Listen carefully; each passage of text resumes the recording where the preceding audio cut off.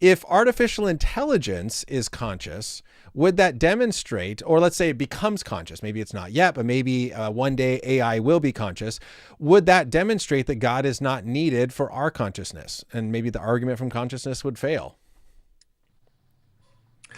Um, yeah, good question. I'm inclined to, I'm inclined to think a couple of things. One is that the, um,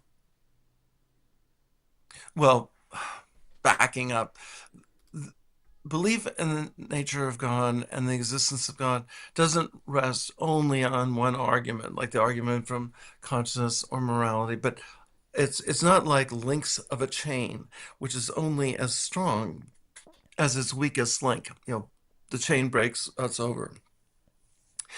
Arguments for Christianity are more like uh, stools, Legs of a legs on a stool. stool. Yeah. So you could have 10 or 12 legs to support you. You could lose half of them and you still can sit on the chair. So or like solving a crime. Maybe there is one, this DNA is unanswerable, so we've got the person. But it could be a whole cluster of things that kind of come into play.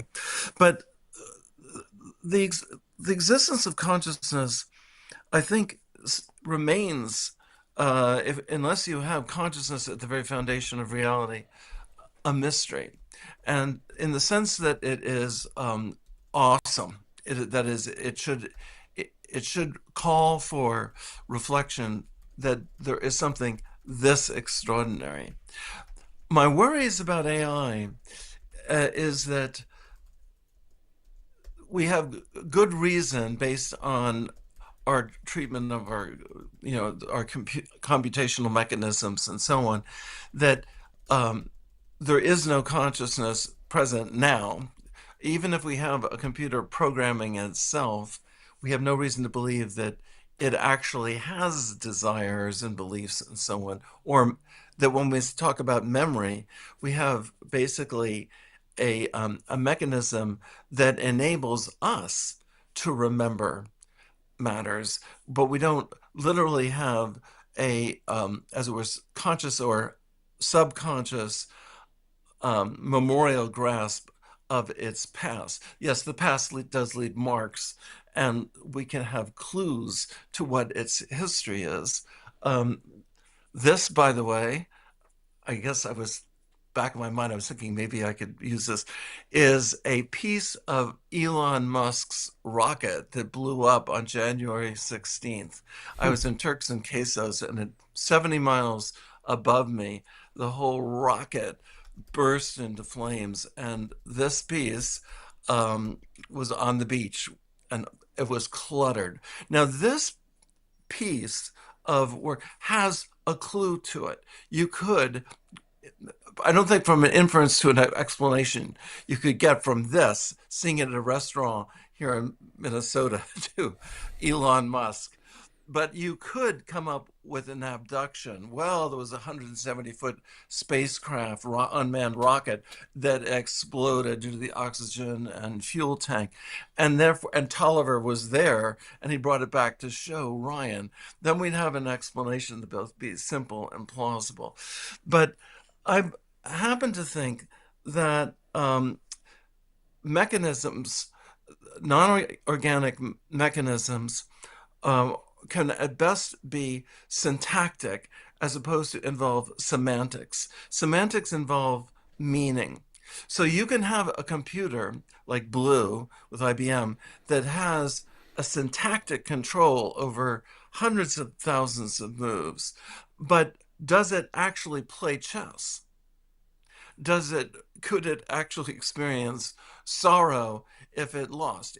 You could, I'm sure, generate artificial tears on some automaton, but there is a huge gap between the syntactic and the semantic, between that which simulates intelligence like a Turing machine versus that which is actually conscious. This goes back, by the way, to, among others, to Edgar Allan Poe. And in his day, they had a machine that could supposedly play chess but didn't, and had a person behind it making all the moves and the like. And I'm inclined to think that artificial programs will only be intelligible in the context of actual intelligent persons that have semantics as well as syntax in order to actually program them.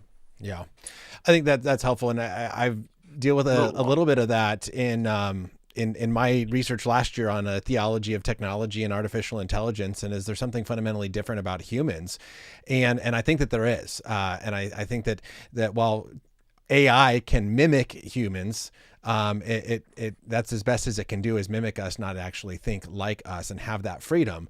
Where it seems like, ChatGPT is thinking, it's just processing, and it can't have that free will to say, well, I know you asked me, like Google.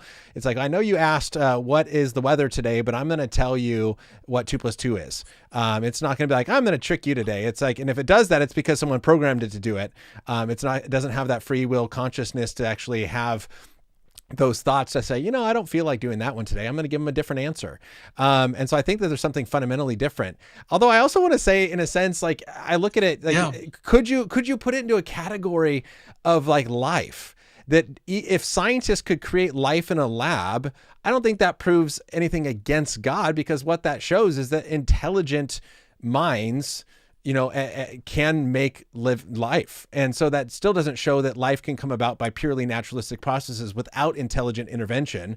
And so I think if we can somehow make life in a science lab, that shows that intelligence is required. And that's what a Christian intelligent design argument is, that life requires intelligent intervention. So I don't even know if we could somehow make AI conscious, if that would prove that it's not, because we first start with consciousness as conscious scientists and computer scientists to then create it. I don't know if that necessarily would prove God is not necessary for the original consciousness that we came from.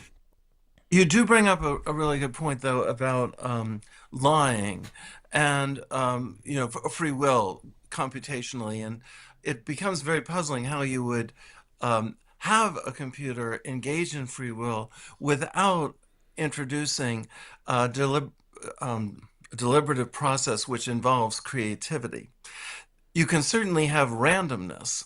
That is, we can construct this so that does the computer wish to, like Hal in 2001: A Space Odyssey, that Hal leaves Dave out, doesn't open the Bombay door, but we find out that it's been programmed to have this kind of paranoid tendency by which it seeks to defend itself. So just as we start to think about things like lying and deception, already indicate to us that we can make a very vivid and almost life-threateningly real distinction between trusting outward appearances and interior beliefs, dispositions, desires, and so on. I think that, um, yeah, some of this came out in the 1960s. Gilbert Ryle was a very powerful philosopher, very denied the interior. He claimed he didn't deny it, but he said to say that there are mental processes doesn't mean the same thing as to say there are physical processes. And it was obvious that he was giving primacy to the physical processes. He said it's very different to say someone arrived at your home in a flood of tears versus to say they arrived on a cushion or in a box or something like that. Well, let's step back. Actually, arriving in a flood of tears is real. It means you came into the room crying. And it's just as real as the way, whether you walked in the room or not. And so the effort to kind of sequester the mental, Ryle wrote a paper called Feelings in the 1960s, and an example was a tickle. And he said, do tickles exist? And he maintained tickles as feelings do not exist, but the disposition to scratch does exist.